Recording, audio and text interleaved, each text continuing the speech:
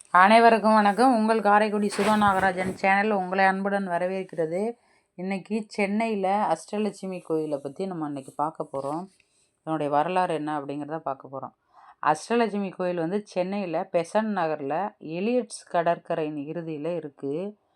அஷ்டலட்சுமிகளுக்காக அமைக்கப்பட்ட கோயில் இது.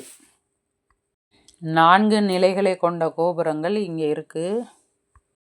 8 லட்சுமிகளும் 4 நிலைகளை நிறுவப்பட்டிருக்காங்க. முதல் தளத்தில் ஆதிலட்சுமி, தானியலட்சுமி, தைரியலட்சுமி 3 பேர் முதல் தளத்தில் இருக்காங்க. முதல் தளத்தில் மகாலட்சுமி, மகாவிஷ்ணு இவங்களும் இருக்காங்க.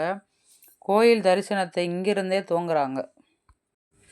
சில படிகள் ஏறி 3ஆம் தளத்துக்கு நீங்கள் போனீங்கன்னா சந்தானலட்சுமி, விஜயலட்சுமி, வித்யாலட்சுமி மற்றும் கஜலட்சுமி இவங்கெல்லாம் இருக்காங்க. மேலே ஏறினீங்கன்னா 4ஆம் தளத்தில் தனியாக தனலட்சுமியை நீங்கள் பார்க்கலாம். இந்த அஷ்டலட்சுமி கோயில் வந்து 1974ஆம் ஆண்டு ஸ்ரீ முக்கூர் லட்சுமி நரசிம்மாச்சாரியாரின் வழிகாட்டுதலின் கீழ் தொடங்கப்பட்டதாம்.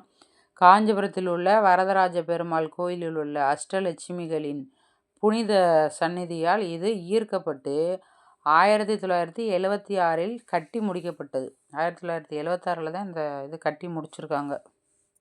போய் வணங்குனீங்க.